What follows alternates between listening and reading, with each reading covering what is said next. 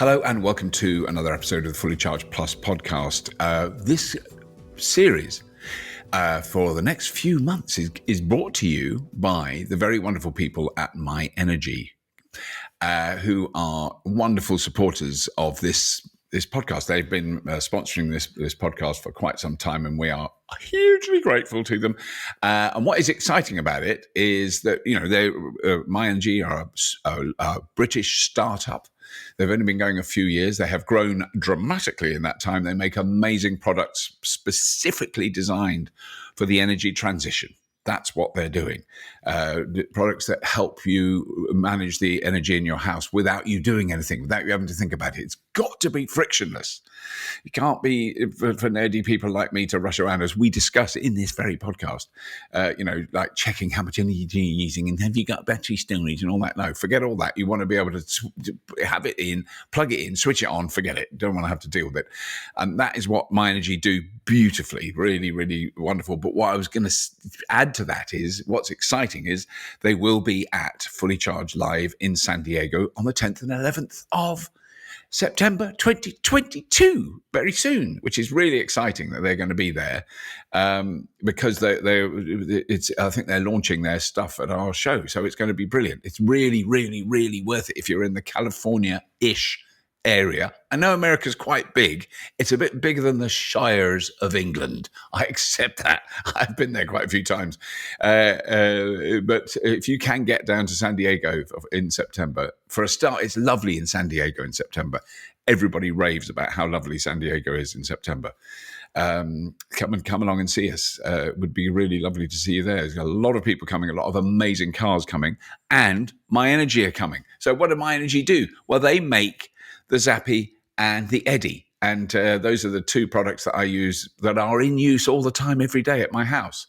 So the Eddy is basically the controller that makes all your energy stuff work together. So the more bits you get, the better it is at controlling things. So for instance, for me, it's hot water. It's using solar to make sure the hot water's hot, to make sure that the electric boiler, if it's in the winter, that's charged up, the thermal store in that. The heat battery, I call it a heat battery, but it's a thermal store. That's the proper name. So it controls all those things. It knows how much electricity costs. It knows when to use it at the cheaper rates. It's a very, very intelligent little box, sits in a cupboard. I don't do anything to it. I forget it's there for 99% of the time. So only when I get the ironing board out. Yes, I have ironed this shirt, but it has gone a bit wrinkly.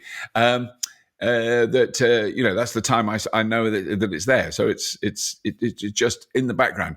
The other product, which I use every day, or virtually every day, is the Zappy charger to charge the electric car. It's just a charger. It's a socket on the wall. I plug a wire in, boom, it charges. But I can reset it with one button, beep, beep, beep, to a setting which only takes the electricity that comes off my solar panels and would otherwise go into the grid because I'm not using it in the house, puts that in the car. And as I've said many times, I now think it's more like 25,000 miles of driving in the last 6 years have been 100% solar only, i.e. zero cost. And that is just a game-changing, remarkable thing. And it will become more common. At the moment, it's still weird, and I'm a weird nerd, and I've spent money on this stuff, and I'm very privileged that I've been able to do that, to have the solar and to have the batteries and to have the charger and all that stuff. Yes. All that is true. All that is relevant. All that is also going to become normal. So that it will become more and more common for systems to develop, and systems that are being built by companies like My Energy to make that just invisible. That you'll plug your car in on the street and you won't know, but it's actually charging off solar. That's why it's so cheap. Those sort of things are not impossible. Plug it in at a car park which has a massive solar panel array above the car park, which is incredibly sensible all around the world. And you're leaving your car there. You're not doing anything with it. You're not waiting. And at the time it's parked there while you're doing something else, it's charging off the solar panels that are above it. Hello, this is a better system than drilling and exporting and burning fossil fuels. Thank you. End of message. So now, thank you, My Energy, for sponsoring this podcast. MYENERGI.com, myenergy.com. Go and have a look at what they're doing. They're doing some amazing stuff. They'll be at Fully Charged Live USA, San Diego, 11th and 10th. I want to do it that way around. Come on the 11th and 10th.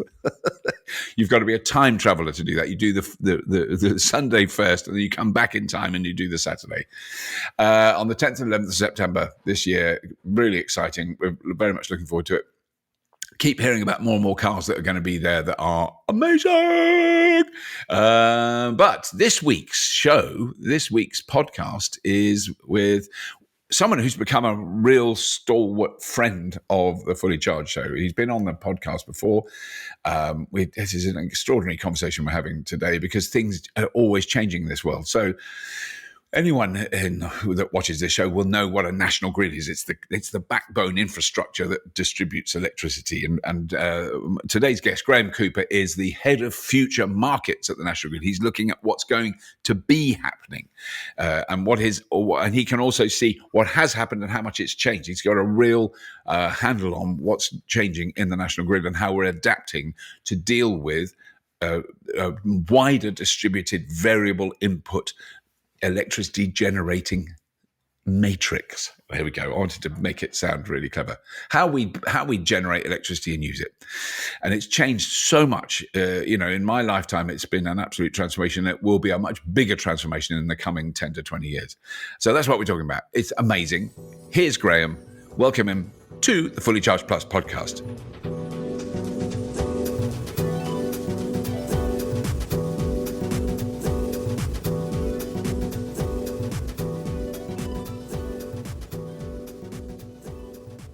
Graeme, thank you so much for joining us today. We've had a little bit of an IT struggle to get here, but we made it, and that's really excellent. So what's amazing is a couple of things have come up even this morning, because I always look forward to talking to you because it's such a different view, and I'm party to a torrent of, I think, opinions about the grid, about electricity, about energy, but they are opinions, which is what I have. I have opinions about it. But when I talk to you, I can talk to someone who has some actual knowledge based on actual experience that is in turn based on actual science, data, and fact. And that is what's nice, Robert, is I have access to 2,500 highly qualified engineers who do this stuff every day. Yeah. And that's a great counter to the armchair experts whose mate in a pub once read something and it has to have been true. Yes. So I'm a firm believer that we should always ask the difficult questions, but they should always be based on fact and experience, as opposed to myth, rumor, and whatever else you can Google on the internet. Yes, no, it is you're very accurate about that. But a couple of things that have come up this morning. I mean, I think the chief one that is absolutely critical for people all around the world, but very clearly in this country at the moment, is energy costs, and the fact that those energy costs have really, what's being predicted. I heard Martin Lewis on the radio this morning. For people overseas, Martin Lewis is a very respected sort of, in a sense, I suppose, a financial advisor to normal people, as opposed to big companies. And he's built up a very good reputation over many years on, how to save money, how to use fuel cheaper, all those, food, how to cook better, all that stuff. And I've never heard him. He lost it on the radio this morning. He was shouting because of the prospect we have for this winter, the energy price rise. Yeah, absolutely. I mean, the thing is, it touches all of us, right? We all have a light switch, a lighter heating system, an oven, a TV, right? It's the one thing that's universal. It's almost like air or water, right? Yeah. It's one of those sort of human rights that makes everything work. Yeah. So I can appreciate why people get very tense. The one thing, Robert, that always springs to mind is, don't forget, National Grid as a business in the UK, we don't make power, we don't buy power, and we don't sell power. So we often find it very uncomfortable talking about price, because people assume that everything electricity is National Grid, and it's your fault. but it isn't. It almost, to some extent, isn't anything to do with us. But at the same time, I mean, Robert, I live in a 100% electric house, right? I've got heat pumps and an EV electric oven, and even as an individual, I'm staring down the barrel of, okay, let's go and buy an extra jumper from the local low-cost place. Let's set thermostats low this winter. What room thermostats are we going to turn off so we only heat the number of rooms we're in? I think we are all in the same boat. I guess the biggest challenge from my perspective is this is one of those it's bigger than us challenges. The entire planet has woken up from sort of 2 years of slumber, obviously caused by COVID. I hate to mention the name, but we can't get away from it. But 2 years of almost industry pausing. People have been not doing the things they would normally do. Car industry slowed, steel, glass, everything has slowed. So we've got that dual impact of the entire planet waking up, gas being a global commodity, right? So that's the thing that's setting the price. And then add on top of that, a good portion of European energy market is supplied by Russia. And, there's a challenging sort of political situation going on there. And so I guess it's all those externalities, which means that this is a really tough nut to crack. And I don't think if there were a simple answer, you'd kind of go, well, we'll do the simple thing. But I think if there was a simple answer, the simple answer would have been done. Yes. So it's a tough one. Absolutely. And I think the thing that I heard a while back, I haven't heard it for a bit though, is certainly when the say the Ukrainian invasion first took place and the prices went up, and it was what was interesting was the public perception of why energy prices have gone up wasn't, oh, it's all these wind turbines or it's all these wretched solar farms. It's gas. No one disagreed with that. It was the price of gas. It was the fact that we buy, I think we're only something like 8-9% of our imports of gas and oil are from Russia, quite a low amount. Yeah, absolutely. It's still some billions of pounds a year. It's not like it's not like 40 amount. quid. Yeah, no, absolutely. I mean, for people listening, if you actually want to think about where the molecules that come out of your gas hob, if you have one, where do those come from? So right now, the bulk of those are coming from the North Sea, but obviously that's a depleting continental shelf, and Norway. And funny enough, when I was studying in 2016, I've actually stood on the end of the pipe that comes this way, right? So it's one of those things you realize that's actually where the gas comes from. We get a whole chunk from LNG on tankers that come into the Isle of Grain and get regasified. But the bulk of it comes from Norway and the North Sea, and the difference comes in from liquefied natural gas on ships. But it's about what's the latest number I saw? It was about 8 or 9% comes from Russia. But just turn this on its head, right? So if you look at somewhere like Italy, 57% of their energy demand is met, my understanding, from Russia. Wow. So they've got a tougher conversation. Much tougher. My goodness. Right? Yeah. Terrifying. But I've often seen people do why don't we just make our own? Let's start fracking. Yeah. And then you kind of go, well, one, it's going to take time to create an industry. Yeah. Two, our geology, you could get a bit of gas from that, but that's an awful lot of disruption for actually very little volumes. But also that price of gas that comes out of the ground, it would meet a global or a pan-European gas price. So it doesn't matter whether you make it here. It doesn't mean that we get it cheaper because we get it out of the ground here, right? And it's one of those things. You're stuck really. You want the ability to trade globally, but the counter to that is you kind of want to keep your own for yourself. Well, but you can't have both of those things. Yes. I think that's the thing, because there was a report in a paper in the last month or so of which reported on how much gas we were exporting. And you go, well, hang on, that doesn't make any sense. What are we exporting? Well, exactly as you say. We're in a global market. But that was one of the follow-on questions from that was, certainly the people who follow me, people who've got electric cars and solar panels and batteries, and they always buy their electricity from what is sold to us as a renewable energy company. And you go, well, and I understand that. I pay my electricity bill, and some of that money goes to wind farms, solar farms, because we're buying electricity from them, and they're paying that. Correct. Blah blah. But actually, some of my electricity comes from coal, very little, almost none, from nuclear, from gas. That's where. And then you go, well, I don't want to buy that because that's more expensive. No. I want my cheap renewables. Yeah, but I mean, it's one of those things people often forget. So the way I've often described the energy market in the UK is, if you imagine it in liquid terms, it's better to kind of think about the electrons being liquid. So imagine the UK energy market is a bathtub, and the bathtub has lots of taps feeding into it, and they can be wind farms, solar, interconnectors, they can be nuclear, the coal, gas, right? So if you're thinking about an energy company, they make green energy, and there is green going into the bath. Yeah. But it's also mixing with brown from dirty sources.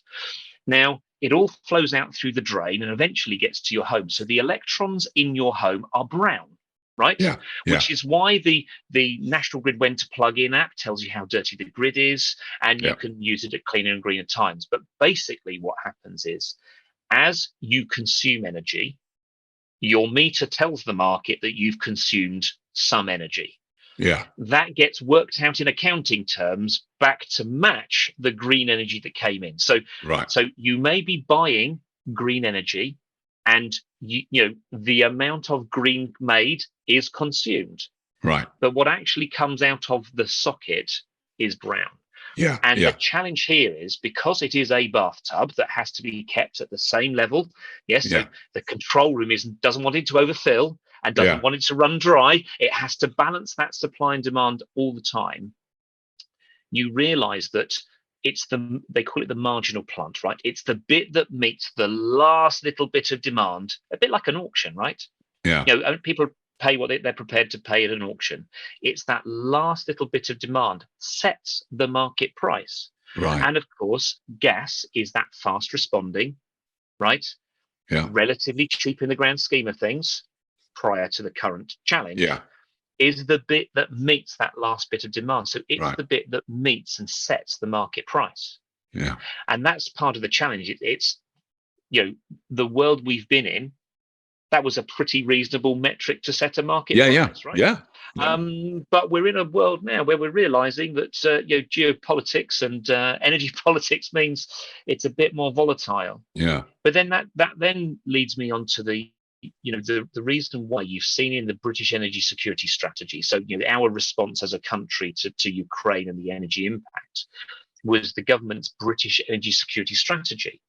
And basically what I see when I read that is, we need more of everything, right? Yeah. So in there are some big commitments to 8 new nuclears.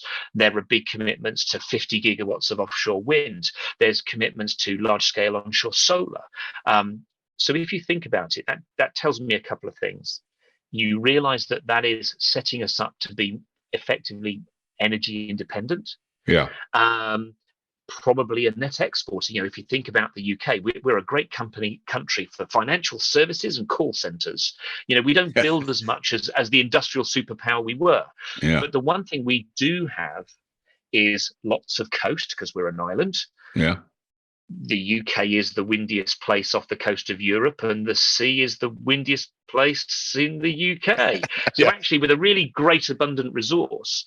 And what we've seen over time, Robert, and you'll have seen this, is the wind farms that are going in to build now in an offshore space, so between now and 2030, they bid on a thing called a strike price. What are they prepared to make wind power for?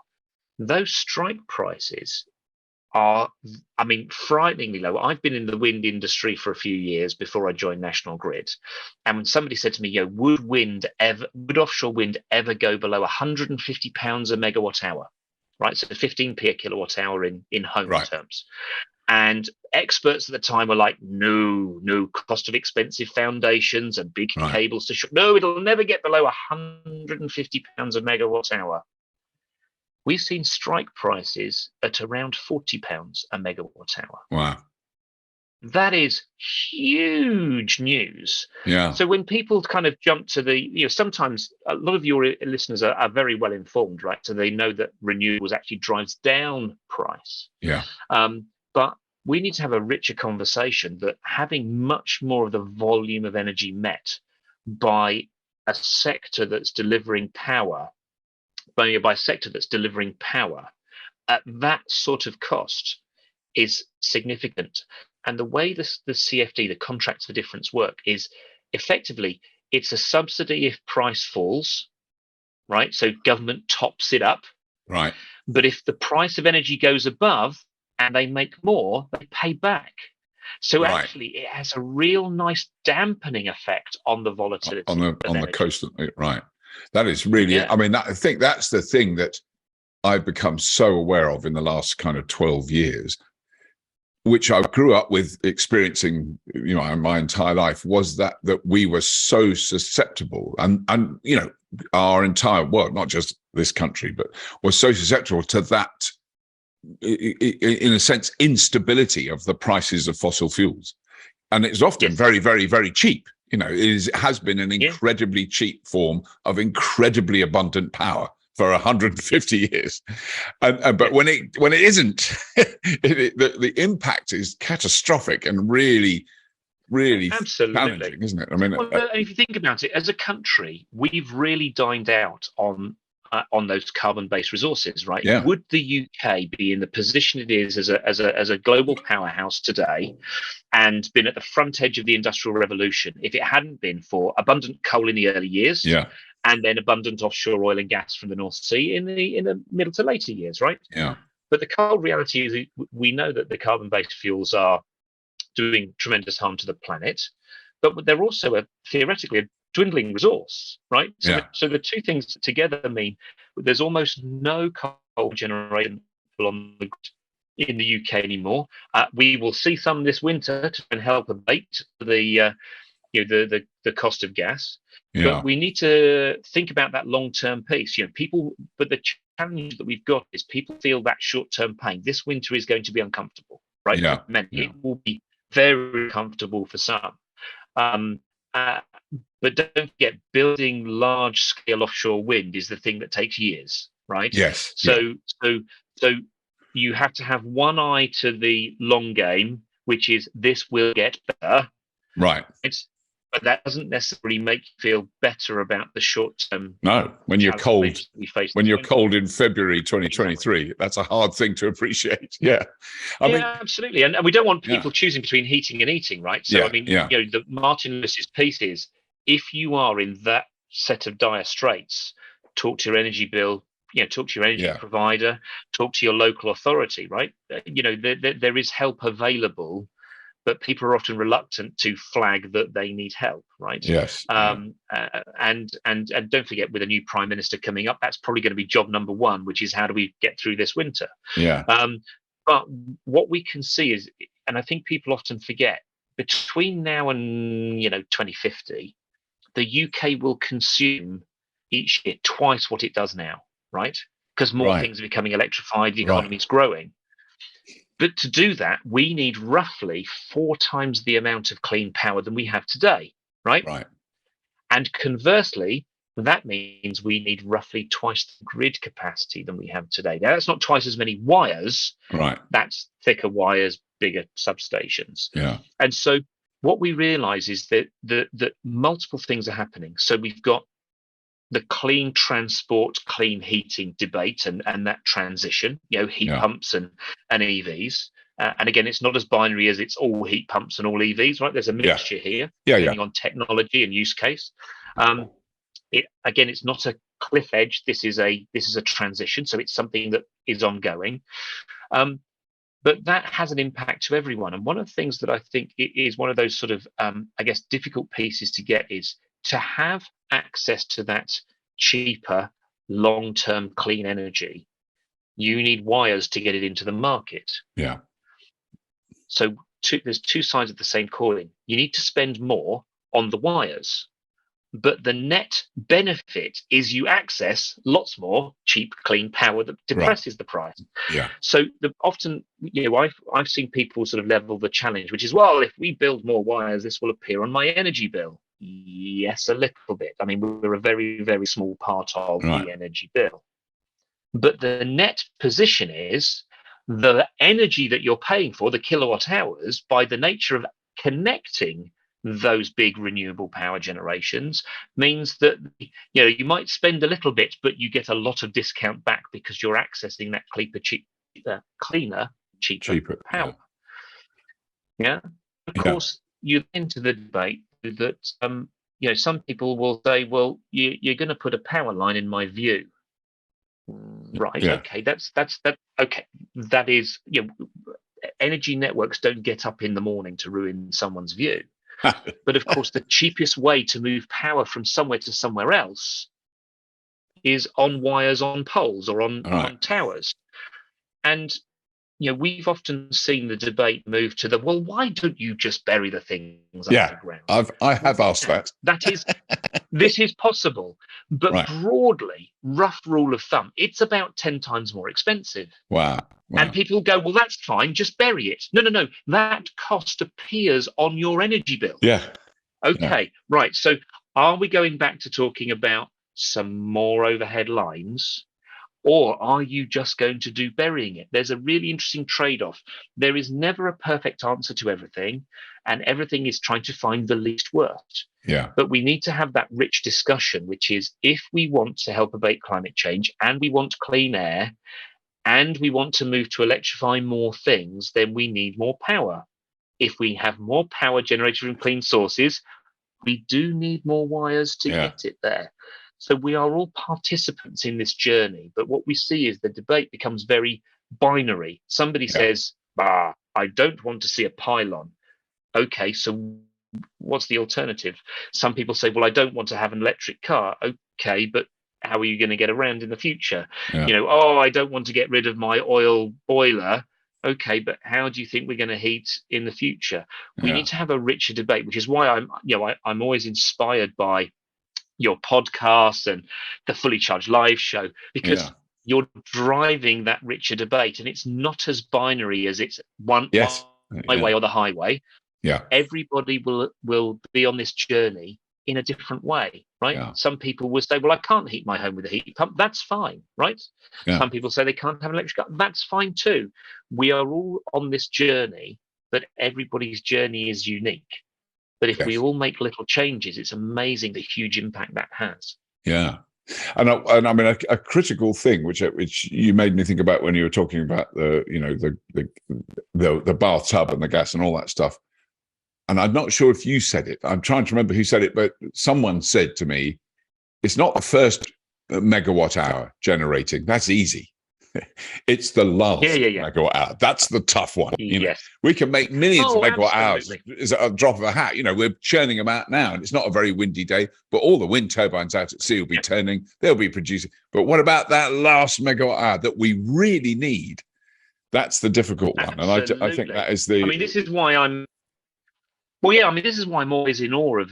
So I work for National Grid, the bit that owns the wires, right? There's a separate bit of National Grid which runs the control room. So the National Grid Electricity System Operator. So they're the people who have the big screen and looks like the dashboard of the Starship Enterprise. And that's a separate. That's a separate kind of separate business, is it? I didn't realise that. Yeah, it has to. Yeah, so to make sure that there's clarity on what costs and where their benefit is felt. Ofgem did a job a couple of years ago, and they separated us. They made us legally separate. Right. So the people who control the real time supply and demand, right, do an amazing job, and it always blows my mind because I had to try and explain this to some primary school children the other day, right? Which is, what is it that those people do?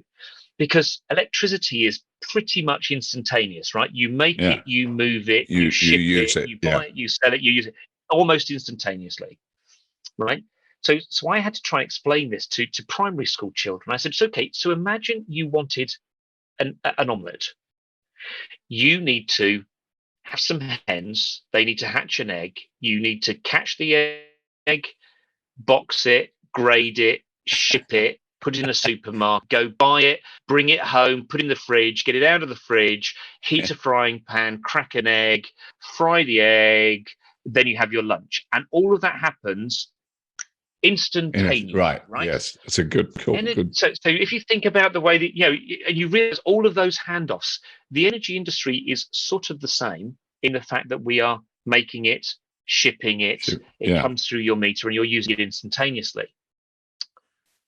But it's one of those things that you can't, a bit like it. I mean, the way they're different to another commodity is eggs. If there are too many eggs laid today, you just put them in the fridge and you've got them for tomorrow.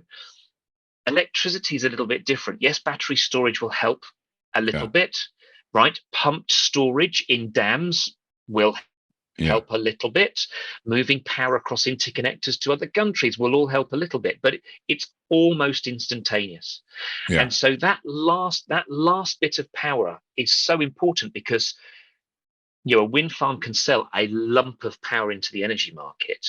But what if the control room says, I need a little less, or I need a little more, right? You can't stand on a windy hillside and blow and puff, right? How is that really near real time, electron made to keep the lights on? And it's not just about being able to watch your TV show or cook your dinner.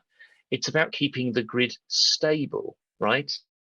So, it's one of those things. It's like a balancing act. I'll come back to the bath analogy.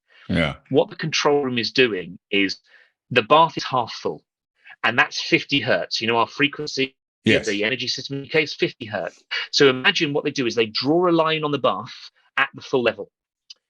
You don't want it to go above the line because frequency goes up. You don't want it to go below the line because the frequency falls. And of course, things like trip switches in your house trip when they go too high or trip when they go too low. So of course, keeping that stable is really important. So the balancing job that they do is not just about making sure that your oven works. It's actually keeping the grid reliable and stable and nothing tripping out. And it always amazes me that that's happening in pretty much real time. Yes, and that happens 24 hours a day for years without any of us thinking about it. Because I always remember that when I first went to the control room, I got quite anxious. So I went, oh my God, I hope they get it. Oh, it's gone up, it's gone down a bit. Oh my God, because if you don't know about it, as soon as you see it and you understand how, in a way, how narrow the margins are, it makes it. Absolutely. And it's an amazing skill to run it. Oh, absolutely. And the skill is changing by the nature. In the past, we had lots of big thermal power stations, right? Making a lot of steam, pushing steam through a big steel turbine. The turbine spins a lot. And if the gas, if the steam drops, things change, but the frequency doesn't move too quickly. When we're in a world with lots of wind farms and solar, they're all driven by inverters, right? So they're taking a DC current and making that alternating current for the grid. So when they go off in a hurry. Right. But what we're also finding is that's where batteries become really important. So we've seen. I think you saw the guys at Oxford and the new Oxford hub, this new charging hub, right? There's a 50 megawatt battery behind that, right? Which is a transmission connected battery. Now, most people think that you use batteries, to store when the grid is cheap and to let out when the grid is expensive, right? Price arbitrage. But actually, some of what those batteries are doing is actually pushing a little bit of power into the grid or taking a little bit off the grid almost instantaneously to keep that frequency nicely balanced at 50 hertz, right? So some of the money that the batteries make isn't just buying power cheap overnight and pushing it back into the market at peak time. Right. They're actually paid to help the grid remain stable. So even though we've got perhaps a little more instability because we have more renewables on the grid, technology comes along to cancel that. To cancel that. This is an evolving marketplace.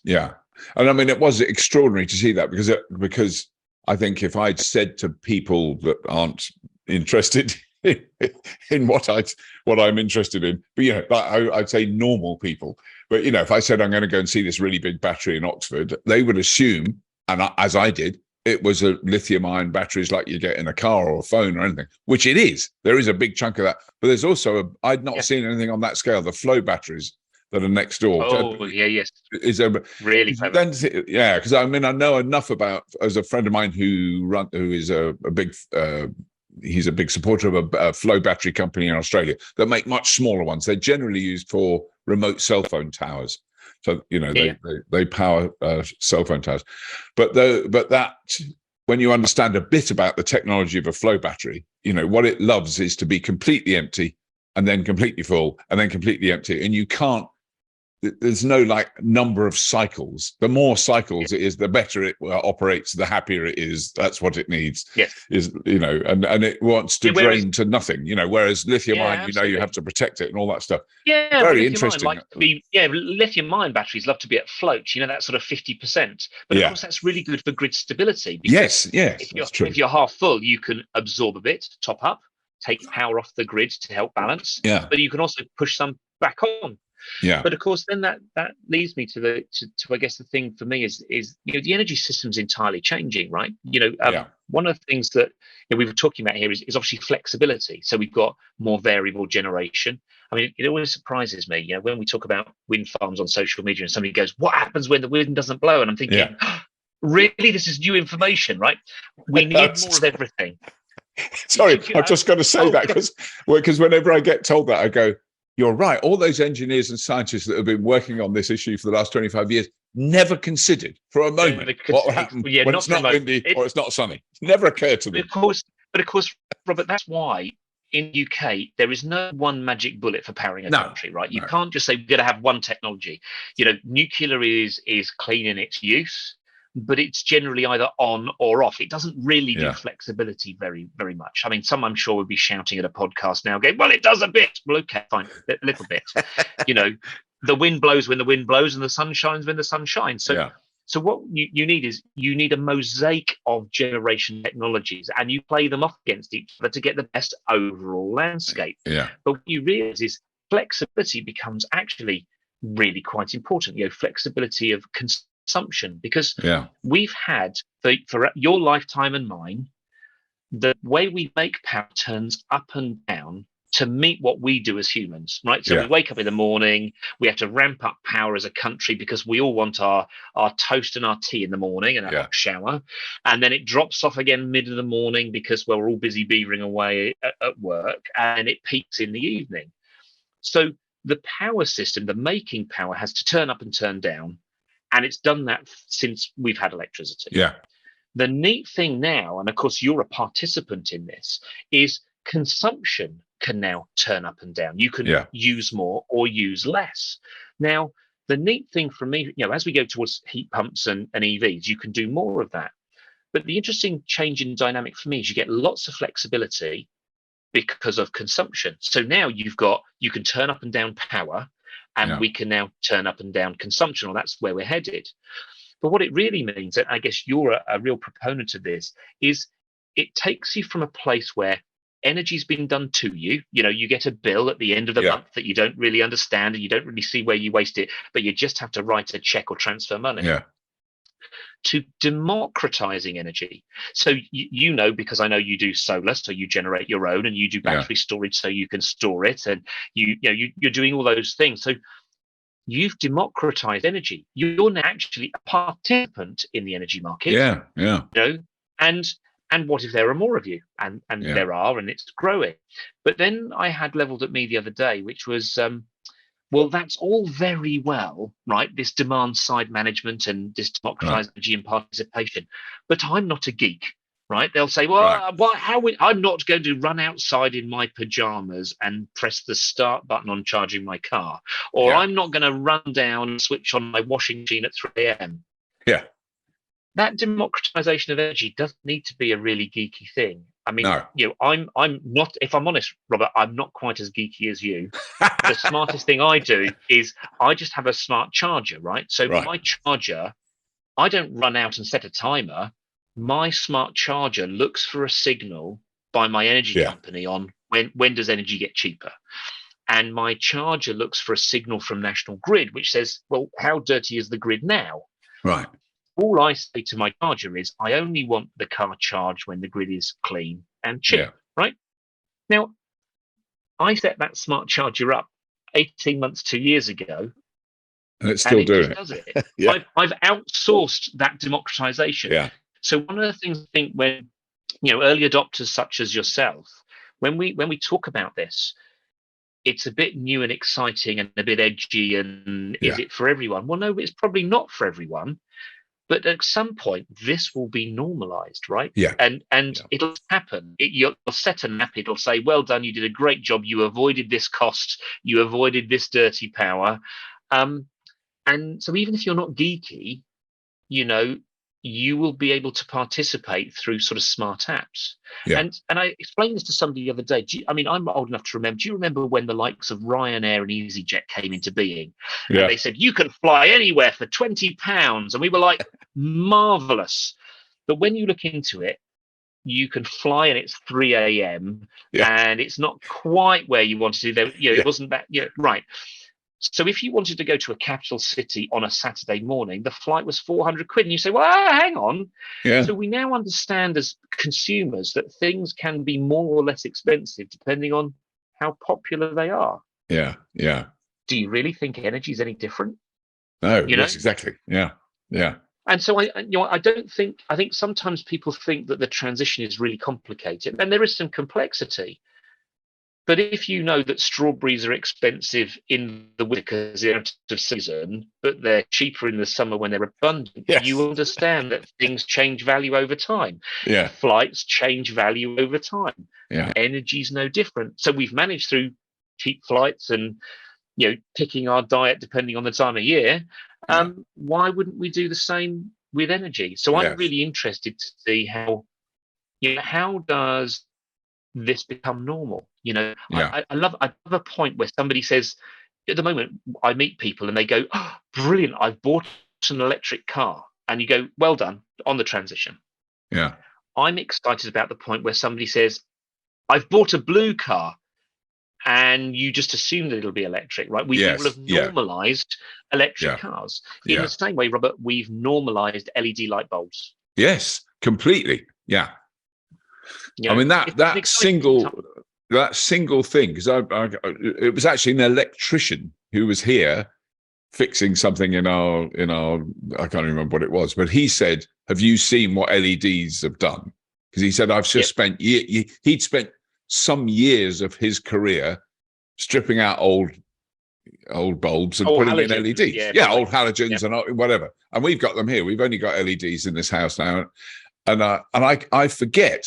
What's amazing is how quickly we forget what things were like, because all I did for 23 years probably was replace halogen bulbs that had blown because they got so hot.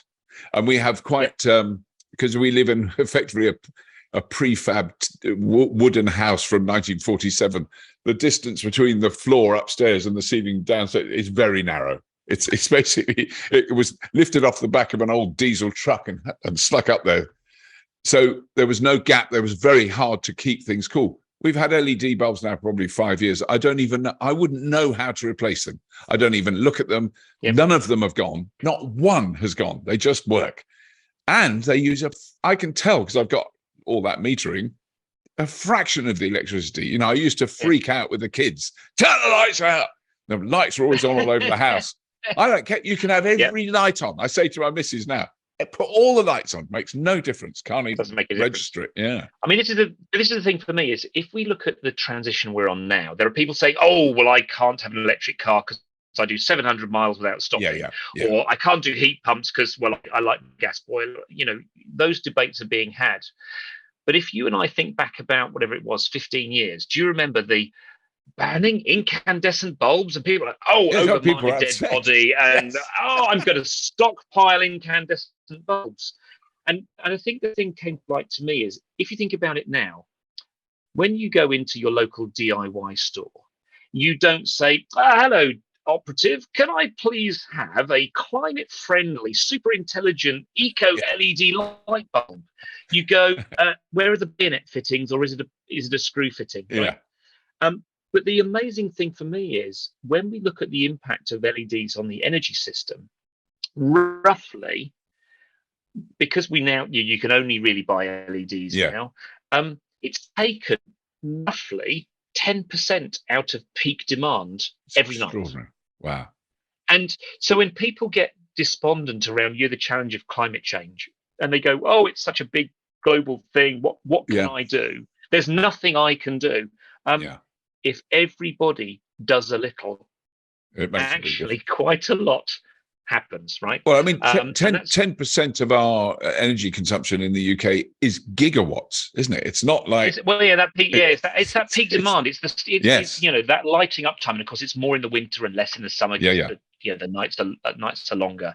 But rough rule of thumb from where we were, it's probably somewhere close to about 10% of that peak evening demand has been locked off, just because of LEDs. And so that's why I will forever have hope in the transition that we're on, right?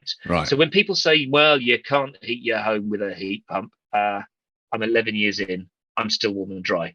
Oh, well, I can't have an EV because I drive 700 miles without stopping. Well, I drive quite a lot. I'm in an EV. It's not my world. It's still just a car, right? And that's why I have hope for the transition. But people fear change, don't they? I mean, we like things to stay the way they are, but often so many great opportunities are created because of change. Like democratization of energy. The fact that you can now be a participant yourself is great. You can make your own power if you have a roof. It's changing our world in ways that I don't think everybody necessarily understands, but I think it will have actually quite meaningful impact. Because, I mean, that is one of the things. I just want to know if I understand that correctly. So let's argue. I'm just going to argue for a moment because I don't think it's technically feasibly possible, but just say 75% of households in the UK had a 4 kilowatt-hour battery just built in. It's in the cupboard. No one knows. No one's interested. It's not important. Just a little box. And it's wired in and it's smart and it's connected to the grid overall. And that what it was designed to do was remove the peaks. So what I've learned to do in the last 10 years is, or however long I've had those batteries, about 8 years, the first one. I've tried to engineer things around, and I don't do anything about it now. I'm not getting up and switching things on and off, but is to make sure I don't use electricity from the grid between about 4 o'clock in the afternoon and about 8 o'clock at night, and that's quite easy to do. So I would never plug a car in then, because that would override it and demand power from the battery and demand power from the grid. It's not hard. It's not hard to arrange your life around that. And I know, and we live completely normally. So luckily, we're very privileged. We've got those batteries. But that means that that peak there in that demand curve, it's not me. No, absolutely, and you can be very smug about that. But the thing is, without people pioneering like yourself, how do we know about it? How do we normalize that? People don't know what they don't know, but also that flexibility is really valuable, right? So if you think about how we've built grid networks have been built to peak. So if we think about wires, we kind of go, what's the biggest demand that there could ever be? It's ever going to be, location? Right? Yeah, and we measure that. And we forecast to that, and then we say, well, you'd want a factor of safety, so you build a bit of a factor of safety. So we've built wires to cover for peak plus a bit of headroom.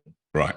Now, if you think about it, we could be really clever in the future, and we could build networks to optimized. So don't build to the peak plus some headroom. Right. Build a little less, and then do that smart and flexible stuff, which means you're using more of the wires. More of the time, right? Yeah. Then you end up with a much more efficient energy system. Everybody saves. Yeah. So there are, that technology is not, the ability to have flexibility everywhere is going to be really important. And for some people like yourself, it's a battery on the wall of your garage. Yeah. Or your car as well. It could be. Or your car.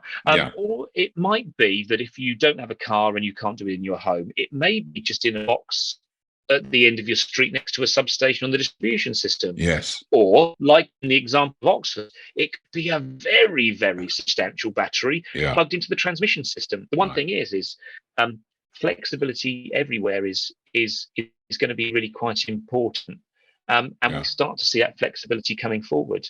I mean, one point I was going to make, Robert, I know you were tweeting recently around, you're almost off grid. Some of the time you're almost on, on a summer's day, you're all there. But I don't want to be off grid. I love the grid.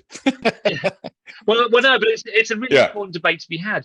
So one of the things that we often see in the debate is, well, if everybody had solar and batteries and vehicle to grid, we wouldn't need the grid. If you actually talk to anybody who's big in distributed energy, they kind of go, we need to do as much local power as we can, but it's always predicated that we know the grid is there to catch us. Right? Yes. Yeah. And so it's not a case of we either do all distributed energy or all big generation. No, we need both.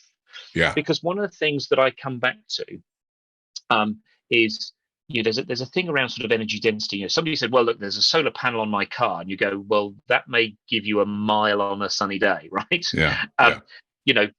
You start to realize that you need volumes of energy. So the best thing is short travel energy. If you can generate your own and you can consume your own, brilliant, do that. But actually, if you come back to my earlier point, which was by 2050 we will consume twice the amount of electricity. That means we need 4 times the amount of clean generation and twice the grid, right? That big volume of clean energy is going to have to come from big offshore wind, big nuclear, big interconnection. So we need to get away from that sort of tribalism, which is it's not all one thing or something else. What we need is all of everything. Right. And in the same way, we see that tribalism in energy source. Some people, electrify everything. That's the only answer. And then there are those in the camp which is hydrogen. Everything is the only answer. Well, no, the answer is both. You can't get to zero without both. But use the right technology in the right way at the right time for the right application. And that becomes really important. And I think what these sorts of discussions do is to lay everything out and realize that they are all infinitely interconnected, and it is not as binary as just one thing. And that richness needs to prevail, and we need to stop that tribalism, for want of a better word. Absolutely. And have a rich debate, because it's going to touch all of us in the future. Because I mean, we should round it up pretty soon. But one of the things I'd love to make sure I understand is the more we can level out those troughs and peaks.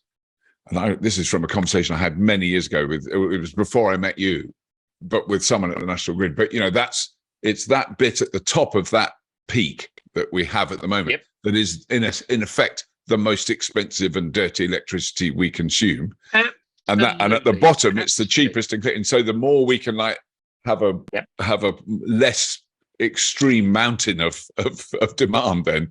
And I mean, I guess that is what you're talking about. It is that it's kind of when I've tried to explain that to people who aren't interested in it, they kind of get that bit. They go, oh, right, I understand that. You can, anything we can do to mitigate, to lower those peaks is going to be beneficial to the whole country, to everyone. It's not about elitism and someone who's got a fancy electric car. That affects everyone. Yeah, absolutely. I mean, one of the ways often to the people who are not in this energy space, and of course I appreciate that I'm in the energy space for 20 years, but let's think about it in road terms. If you were going to build a new motorway, do you build it for that bank holiday Friday getaway? Yes, right. 19 lanes each side. Yeah, exactly. 19 lanes each side, and you build it to that. So at the moment, the energy system is sort of built that way, right? Yeah. We build it for the peak plus the hard shoulder just in case, right? Yeah. But it means that on a normal day, you've only got 2 lanes of traffic, and you've got 17 lanes not doing anything. So if you think about the whole resource efficiency, that's not really very efficient. Yeah. So in the grand scheme of things, motorways are sort of built to average. And yes, okay, on that bank holiday Monday, the traffic might be bumper to bumper, but you're not paying for the lanes you don't need for the rest of the time. Yeah.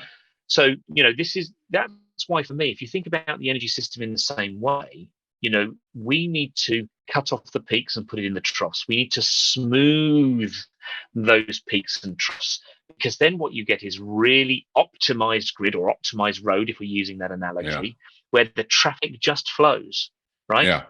And of course, that's really where we need to get to. and it's an exciting place to be because it's never been done before. When no one's following an instruction manual. This is not like IKEA where you turn page 1, do more wind, turn page 2, put some battery. It's not like that. No one has decarbonized an energy system before. So it's all being done with good consideration and challenging some of the things that we're going to be. And are there going to be wrinkles? Of course there will be wrinkles. Dramatic change isn't without wrinkles, but we've done dramatic change before. Because that was it's okay. I mean, there was a wrinkle story this morning. Someone sent me this morning, which was about, I'm not sure what it is, a building development in West London, and it's having to be delayed.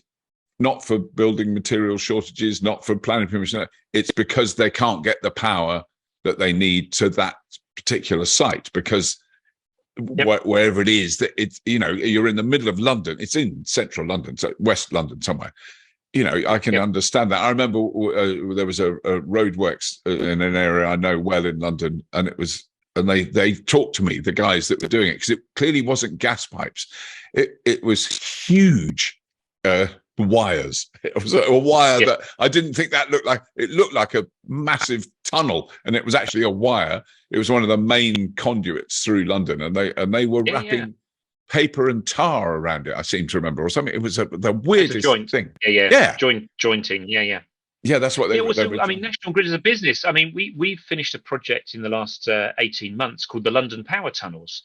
So, in effect, London is growing, right? Energy demand is growing, and so the best way to describe it is we effectively brought a tube tunnel, right, from out of London all the way into the middle of London. Wow. And instead of there being tracks in there are hangers on the wall with very, very big cable on them. Right. And some of this stuff is almost invisible. But if you're going to bring more demand into a city, so more air conditioning, less gas boilers, more electric cars, more people, the local grid, so in London it's UK Power Networks, the distribution companies, if it's other parts of the country, it's other distribution network operators, they're doing that last mile bit, and growth in demand is coming, so they're having to upgrade wires and put new wires in, but that aggregates up to bigger wires at transmission. And so, things like those power tunnels end up being really important. Yes, putting a big tunnel in is great today, but if we need to put another wire in the future, the tunnel's already there. So those sorts of works are sort of the secret stuff that you don't really see that goes on behind your light switch. Because you don't need to. Just the magic happens every day. Yes. Yeah. No, well, I think I'm going to speak on behalf of the British people to say we're quite grateful. We're quite grateful that the National Grid does the job they're doing, because we'd be well stuffed without it. We'd be, that's why I definitely don't want to go off grid. I'm very, very. Yeah, no, absolutely. But it is it's one of those strange things. As a business, if we do a really brilliant job, nobody stands on their doorsteps and claps hands, right? Well, people just expect it. Just normal, yeah. But the minute in your example, some tower block is delayed because of the grid, everybody's like, "Well, the grid is terrible." Okay, there are wrinkles. I don't know the specifics of that. Yeah, I don't know. I can't remember. Yeah. But for us, there's only downside risk, which really drives us to try and do an excellent job every day, even though we don't get the thanks. People just expect it. But, we're driven hard by a regulator. They want to make sure that people have all the power they need at lowest cost. Yeah. Yes, there are some challenges right now around grid costs, but energy costs. Yeah. We will ride through this. Yeah. More renewables, less Russian gas in the market. But there are some very, very clever people. I'm in awe of the clever people I meet every day. Right. I'm just the loudmouth chap to you, but I see I just see the such high levels of engineering excellence and really high safety standards, and the amazing planning. We've got people who are planning 20, 30 years ahead of now, right, to make sure there isn't a problem 20 30 years ahead of now. How many other industries think that far ahead? I mean, I think my local sandwich shop just worries whether they've got lettuce tomorrow. So there's a lot of good work goes on, and it's nice to know. It's nice to know that we're not known because we must be doing a good job. Yes, in a way that is a good call. Yeah. Brilliant, Graeme. Thank you so much, because I don't want to take up too much of your time, because I want you to make sure the grid's all right. Yeah, absolutely. I'll go and check on. I'll go and give them a little. You go check. AIM engineers. I'll go and give them a little prod, make sure they're still working hard. It's the analog dial, I imagine you've got, which you tap just to make sure it's in the right place. Yeah, absolutely. Well, chuck another coal leg on the fire. Chuck a chair leg on the fire. Prod the boiler. It'll all be fine. No, it's fine. I mean, Robert, we belittle this with a bit of fun, but this is serious stuff. But it's good that we're able to chat about these things and try and bust some of those myths. Yes, very true. Very true. No, really good to talk to you, Graeme. Thank you so much for today, and I'm sure I'll see you soon somewhere. Absolutely. Thank you, Robert. Much appreciated. All right. Take care.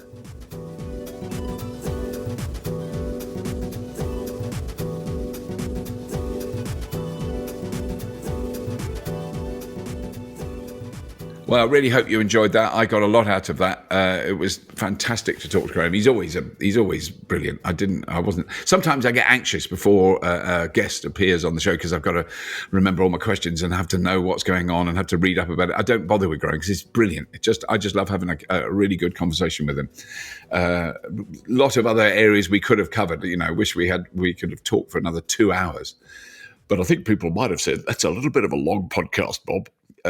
Anyway, that's all for this episode. Do the normal thing of telling your mates and subscribing, and if you want to, look at the Patreon link. There's very, very little pressure to do that, but it's wonderful when people do and they support the show. It has been an amazing.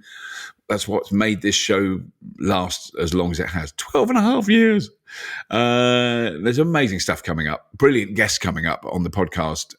Some exciting relaunchy podcasty stuff coming this autumn, which is the kind of my long-term ambition, is to make this a very interesting, regular thing.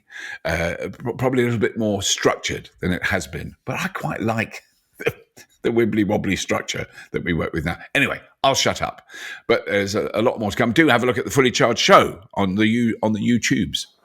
There's some amazing episodes, and our viewing figures have gone up skyward. Amazing. It is incredible rapid growth. We're so thrilled of how well that's going. So that's really exciting. So if you've come across this podcast from some weird other area and you've never heard of the Fully Charged show on the YouTubes, just Google Fully Charged show on the YouTubes and it will show. But we probably put a link. Why don't we put a link in the show notes of this episode? And that's all.